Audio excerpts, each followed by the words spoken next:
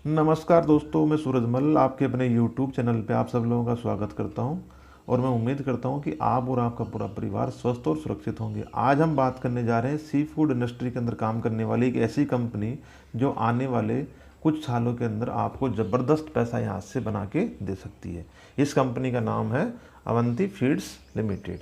ये कंपनी दो वर्टिकल्स पे काम करती है। एक तो ये कंपनी है जो श्रिम्प फूड है या जो सी फूड जिसको हम बोलते हैं उसका एक्सपोर्ट भी करती है, और जो श्रिम्प की फार्मिंग करते हैं जो किसान, उनके लिए ये श्रिम्प फीड भी प्रोवाइड करवाती है। इसकी दूसरी सब्सिडरी कंपनी है अवंती फ्रोजन प्राइवेट लिमिटेड करके। जो इसकी सब्सिडरी कंपनी है वो श्रिम्प का प्रोडक्शन करके जो एक्सपोर्ट का काम है वो कंपनी उसको कंट्रोल करती है। ये जो कंपनी है इसका जो मैक्सिमम रेवेन्यू है, टोटल 78% जो रेवेन्यू है इस कंपनी का वो श्रिम्प फीड से आता है। ये एक इंडिया की लीडिंग श्रिम्प फीड प्रोवाइड करवाने वाली कंपनी है। ये जो फार्मर होते हैं श्रिम्प का काम करने वाले, उनको टेक्निकल सपोर्ट भी देती है और उनको गाइड भी करती है। और इसके जो श्रिम्प का प्रोडक्शन करते हैं वो काफ़ी ग्लोबल कस्टमर्स भी इस कंपनी के पास में है। इस कंपनी की जो प्रेजेंस है वो इंडिया में है और बांग्लादेश में। Total 45% market share shrimp feed का इस कंपनी के पास में है। इस कंपनी ने FY20 के अंदर 4,85,000 टन श्रिम्प फूड है उसको सेल किया था, और जो उसकी कैपेसिटी है उसका सिर्फ इसने 81% कैपेसिटी यूटिलाइजेशन ही किया था। तो ऐसा नहीं है कि इससे ज़्यादा ये कर नहीं सकती, इसके पास और कैपेसिटी है। तो आने वाले टाइम पे इसका प्रॉफिट है वो यहाँ से बढ़ने की पूरी संभावना है। ये जो श्रिम्प के अंदर कारोबार करती है, श्रिम्प प्रोसेसिंग के अंदर, ये मैंने पहले बताया आपको कि इसकी सब्सिडरी कंपनी है Avanti frozen food private limited, उसके थ्रू ही काम करती है। और उस कंपनी के अंदर इस कंपनी का 60% स्टेक है, वो ये ओवन करती है। इस कंपनी की दो फैसिलिटी है वो आंध्र प्रदेश के अंदर है, जो वेरियस कंट्रीज़ को और रीजन्स को कैटर करती हैं, जिसमें Europe, USA, Japan, Korea, China, Australia और मिडिल ईस्ट शामिल हैं। इस कंपनी के पास में पिछले साल 13,000 टन श्रिम्प का इसने प्रोडक्शन किया था, जो इसकी टोटल कैपेसिटी का 61% है। तो इसके पास में यहाँ से और इंक्रीज करने के यहाँ पे चांसेज हैं। अब बात करें हम इसकी मैन्युफैक्चरिंग कैपेसिटीज़ कितनी है। टोटल इसके पास 7 मैन्युफैक्चरिंग प्लांट हैं, जिसके अंदर 5 मैन्युफैक्चरिंग जो प्लांट है उसके अंदर श्रिम्प फीड का प्रोडक्शन होता है, और 2 मैन्युफैक्चरिंग प्लांट हैं वो इसकी सब्सिडरी के हैं, जो apex frozen food private limited के हैं। वो सिर्फ श्रिम्प का प्रोसेसिंग करके उसका एक्सपोर्ट करते हैं। श्रिम्प फूड की कैपेसिटी इसके पास में 60 लाख टन पर एनम की इसकी कैपेसिटी है, और अगर श्रिम्प प्रोसेसिंग की इसकी कैपेसिटी देखें तो 22,000 टन पर एनम की इसकी कैपेसिटी है। इस कंपनी के पास में एक विंड मिल प्रोजेक्ट है जिसकी कैपेसिटी 3.2 मेगावाट है। इसके पास में 2 और एसोसिएटेड विंड मिल्स के प्रोजेक्ट हैं जिनकी कैपेसिटी 33.2 मेगावाट की है। क्योंकि जितनी भी ऐसी कंपनीज हैं या जो प्लांट ही रन करते हैं उनके अंदर इनको पावर की ज़्यादा रिक्वायरमेंट पड़ती है।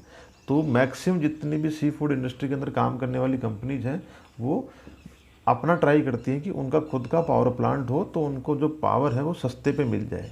अगर वो दूसरे से पावर खरीदते हैं तो 5 से 6 रुपये उनको पर यूनिट देने पड़ते हैं, और अगर उनका खुद का पावर प्लांट होता है तो उनकी जो लागत है वो 2.5 रुपये 2.5 रुपीज़ पर यूनिट आती है। तो उनको पर यूनिट पे जो सेविंग होती है 2.5 से 3.5 रुपीज़ पर यूनिट की उनकी सेविंग होती है। और इन कंपनीज का कंजम्पशन बहुत ज़्यादा होता है, तो उनकी जो टोटल सेविंग होती है एनुअल बेसिस पे वो बहुत ज़्यादा हो जाती है, और इनका प्रॉफिट इंक्रीज इसकी वजह से होता है। ये जो कंपनी है अवंती फीड्स लिमिटेड, इस कंपनी का एक long term technical and financial collaboration है, जो थाई यूनियन ग्रुप है, थाईलैंड का एक ग्रुप है जो सी फूड इंडस्ट्री के अंदर बहुत अच्छा जाना पहचाना नाम है। वो इस कंपनी के साथ में लॉन्ग टर्म टेक्निकल और फाइनेंशियल अपना टाई अप रखते हैं। जो थाई यूनियन ग्रुप है वो 24.2% अवंती फीड्स के अंदर अपनी होल्डिंग रखता है और 40% जो होल्डिंग है वो Avanti frozen foods private limited के अंदर उसकी होल्डिंग है। मैंने पहले स्टार्टिंग में बताया इसका जो मैक्सिमम रेवेन्यू है वो फीड्स मार्केट से आता है, श्रिम्प फीड्स से आता है। टोटल रेवेन्यू का 78% रेवेन्यू श्रिम्प फीड से इस कंपनी का आता है। अब अगर मैं बात करूं इस कंपनी की फाइनेंशियल्स के बारे में, कंपनी का मार्केट कैप है 7943 crore rupees, current price 583 rupees, 52 week high 620 रुपये, low 410, stock P 21, book value 119, dividend yield 0.87, ROC 36.6%, ROE 26.1%, face value 1। तो इसका आरओसी और आरओई आप देख सकते हैं 20 से बहुत ही अच्छा ऊपर है। 20 से अगर आप ऊपर है किसी कंपनी का तो हम उसको बहुत अच्छा कंपनी या बेस्ट कंपनीज में काउंट करते हैं। और इसका तो आरओसी 36%, आरओई 26%, जो ज़बरदस्त है। अब अगर हम इसका सेल्स देखते हैं मार्च 2011 से, अगर आप इसका सेल्स देखते हैं तो इसका सेल्स मार्च 2011 के अंदर 204 करोड़ रुपए था, जो मार्च 2020 के अंदर 4115 करोड़ रुपए हो गया। तो आप सोच सकते हैं इस कंपनी ने जो ग्रोथ है वो किस रेट से दिखाई है। और अगर इसका 9 महीने का अगर आप टीटीएम सेल्स देखो तो 4037 करोड़ रुपए की सेल्स है। तो ये कंपनी है पिछले कई सालों में मल्टीबैगर इस कंपनी ने रिटर्न दिया है और आने वाले सालों में भी ये कंपनी मल्टीबैगर रिटर्न यहाँ से देने की क्षमता रखती है। कैपेसिटी इस कंपनी के अंदर बहुत है। अब अगर आप इस कंपनी का इंटरेस्ट देखो तो इस कंपनी का इंटरेस्ट है वो धीरे धीरे डिक्रीज ही हुआ है, क्योंकि इस कंपनी के ऊपर कोई लॉन्ग टर्म डेबिट नहीं है इस कंपनी के ऊपर। तो इस कंपनी के लिए एक बहुत अच्छी चीज़ है।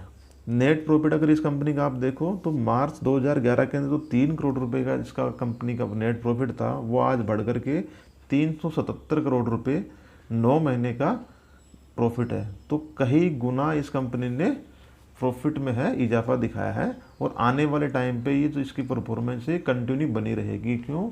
क्योंकि जो यूरोपियन कंट्रीज हैं या यूएसए, जापान, चाइना, कोरिया, इन कंट्रीज के अंदर जो सी फूड्स हैं उसकी डिमांड है वो डे बाय डे बढ़ती रहेगी। और उन कंट्रीज में रेडी टू ईट प्रोडक्ट्स हैं, उनकी रिक्वायरमेंट बहुत ज़्यादा है और वो हाई मार्जिन वाले प्रोडक्ट्स होते हैं। तो आने वाले टाइम पे ये कंपनी भी ऐसा लॉन्च कर सकती है कि रेडी टू ईट प्रोडक्ट्स का ये लॉन्च कर दें और वो इनकी बैलेंस शीट में काफ़ी अच्छा रेवेन्यू जनरेट करें। ऑलरेडी इस सेक्टर में काम करने वाली बहुत सारी कंपनियां जिन्होंने रेडी टू ईट सेगमेंट का स्टार्टिंग कर दी है।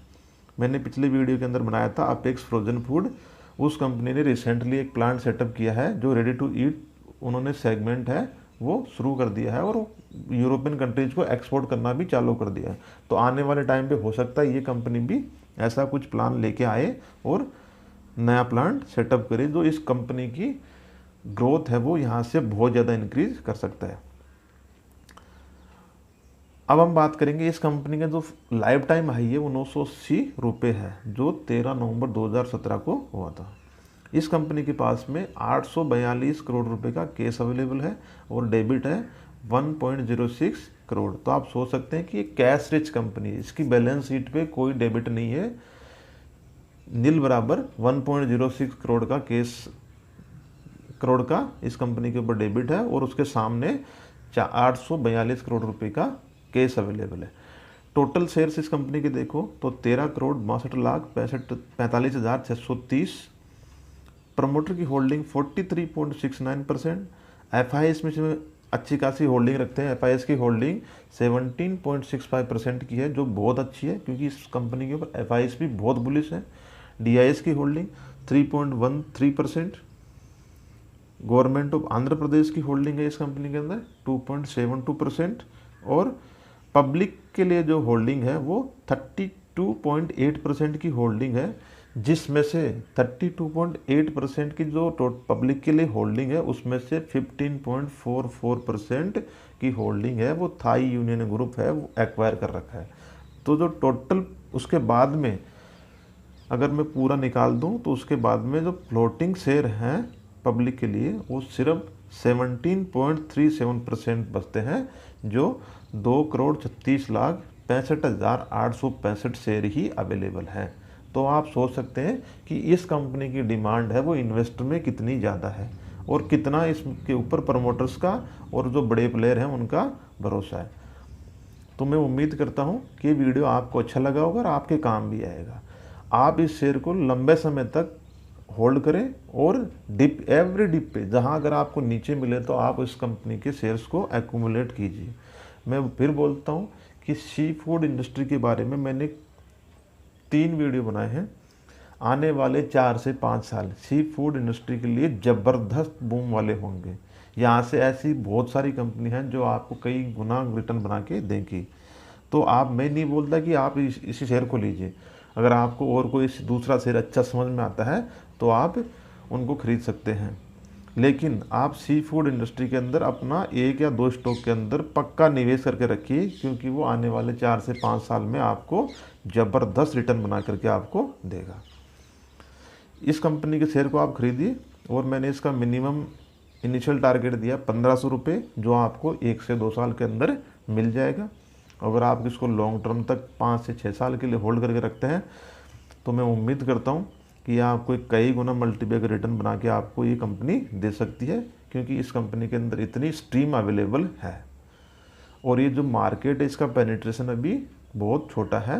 तो जैसे जैसे पेनिट्रेशन इसका बढ़ता जाएगा और आउटलुक बढ़ेगा तो इस कंपनी की साइज़ है वो भी बढ़ती जाएगी। और जो इंडियन गवर्नमेंट है उसका भी फोकस है कि इंडिया से मैक्सिमम आपको एक्सपोर्ट करना है, इंपोर्ट को मिनिमम करके एक्सपोर्ट को मैक्सिमम करना है। तो अगर गवर्नमेंट ऐसी थीम लेके आ रही है तो ऐसी कंपनियों को सबसे ज़्यादा बेनिफिट होगा जो एक्सपोर्ट पे फोकस करती है। और सी फूड इंडस्ट्री के अंदर काम करने वाली मैक्सिमम कंपनी है उनका रेवेन्यू है वो एक्सपोर्ट से ही आता है।